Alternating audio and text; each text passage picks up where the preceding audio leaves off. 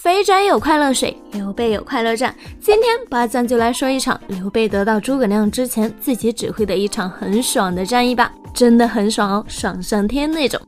经过17年的社会毒打后，40岁的刘备终于成熟了，他彻底明白了，就凭自己现在掌握的资源跟曹操硬刚，那就是厕所里打的脓，找屎啊！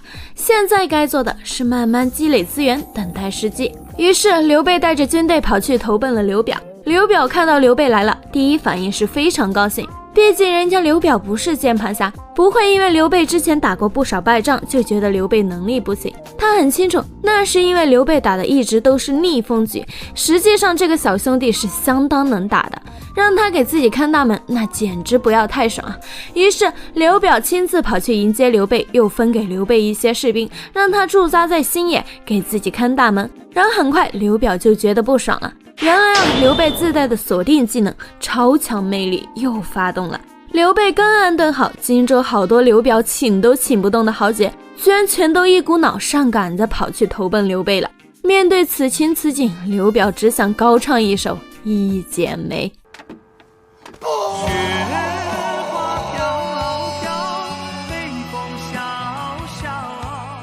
为什么会这样？明明是我先来的，靠！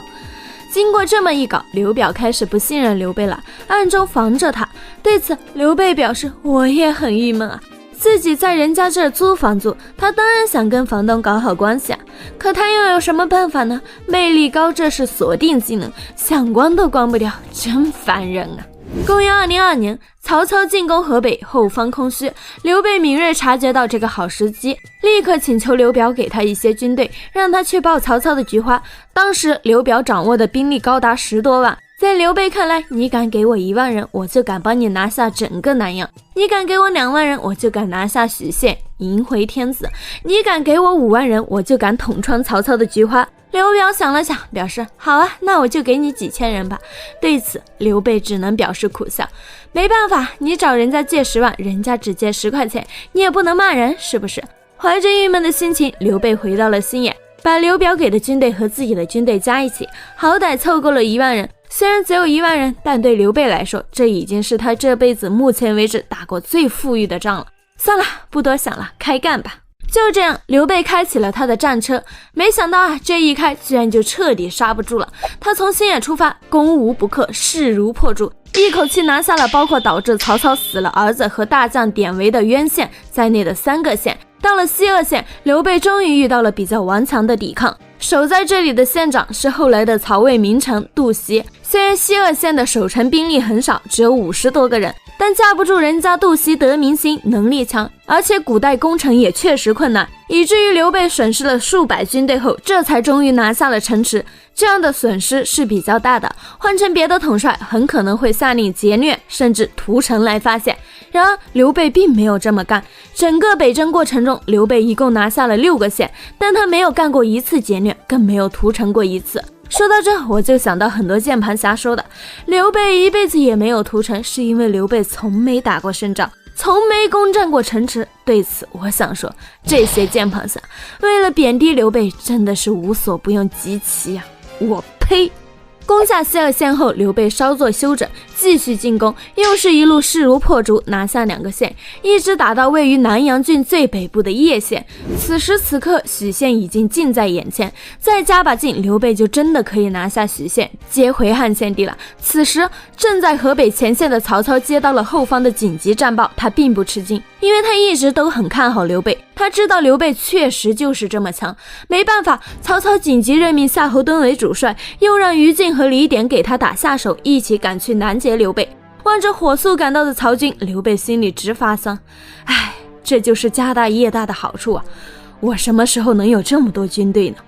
此时刘备的兵力处于劣势，外加之前连续作战，士兵疲惫，上去硬刚肯定不行，因此刘备果断选择后撤到博望坡，在此与曹军展开对峙。对峙期间，刘备认真分析了双方的情况，觉得不可力敌，只能智取。思考一番后，刘备的眼神中突然闪现出一抹亮色，他有了一个疯狂的计划。第二天，夏侯惇和于禁突然发现刘备的军营居然燃起了熊熊大火。很快，侦察兵来报，刘备已经烧掉军营，仓皇逃跑了。夏侯惇和于禁见状大喜，立刻就要率军追击。一向冷静的李典急忙拦住他们，说道：“敌人无缘无故撤退，我怀疑有埋伏。而且我观察了地形，发现往南的道路十分狭窄，草木又茂密，适合设伏，所以还是别追了。”夏侯惇和于禁立功心切，哪里肯听，表示年轻人不要太胆小，我们在道上混的时候，你还穿开裆裤呢。于是夏侯惇让李典留守，自己和于禁率军展开追击。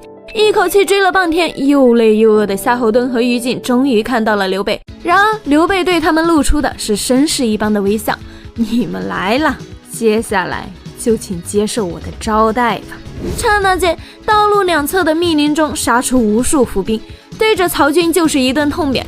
本来就已经又累又饿的曹兵遭到伏击后顿时大闹，很快就被打得屁滚尿流，溃不成军。与之对应的则是刘备、关羽、张飞、赵云越杀越勇。赵云的表现尤其出色，他奋勇作战，活捉了曹军的将领夏侯南。眼看夏侯惇和于禁就要命丧于此，突然李典的援军赶来了。看着李典的援军，刘备忍不住心里骂道：“你刘表当初要是多给我一些人，哪怕多给1万，我就能全歼曹军，拿下整个南阳郡，甚至拿下许县。可惜呀！”最终，夏侯惇和于禁被李典救出，刘备叹了一口气，下令撤军。接下来更可气的事出现了。虽说刘备无法拿下许县，赢回天子，但只要这时候刘表肯派兵过来支援，至少可以把刘备攻下的6个县吃下来。然而从头到尾，刘表就在后方看戏，没有派出一兵一卒过来支援。刘备彻底无奈了，以他现有的兵力和物资，是无法稳定占领这6个县的。没办法，到最后刘备只能把吃到嘴里的6个县都给吐了出来。如果刘备够狠，他可以下令把这6个县的城池全部烧毁，人口全部迁出，但他没有这么做，他就这么轻飘飘的离去了，不带走一片云彩。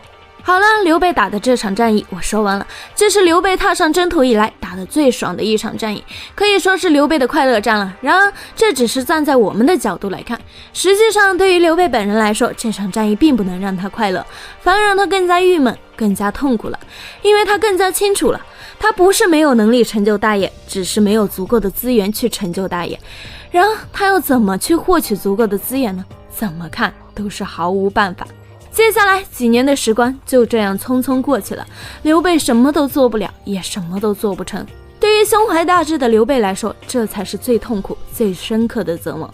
某天，刘备和刘表聊天，起身去了趟厕所。在厕所里，刘备看见自己大腿上的肉因为常年不骑马又长了出来。看到此情此景，历史上并不爱哭，一生只哭了6次的刘备忍不住流下了泪水。他对刘表说道：“我过去常年骑马，大腿上不长肉，现在很久不骑马了，大腿又长肉了。日月飞驰，眼看着我就要老了，还是无法建功立业，我真的难受啊。”看到这一段，我竟然也有一种想哭的感觉。唉。公元207年，曹操北征乌桓，大获全胜，乌桓单于蹋顿被斩杀，投降曹操的胡人和汉人高达20多万。自此，曹操几乎统一整个北方。回师途中，望着波澜壮阔的大海，曹操提笔写下了流传千古的《观沧海》。如果曹操的生命就在这个巅峰时刻终结，那他在后世的评价一定会比现在高好几倍。人们会感叹，如果曹操多活几年，他一定可以统一中国，开创一个无比伟大的盛世。然而曹操又多活了13年，接下来的13年，曹操过得并不爽，因为他最看得起、最想除掉却怎么也杀不死的那个老对手刘备，从来也没有一刻放下自己的雄心。公元207年是一个神奇的年份，这一年写下《观沧海》时的曹操到达了人生的巅峰，也是这一年刘备开始走向人生的巅峰。那一年，刘备见到了一个人，他的名字叫做诸葛亮。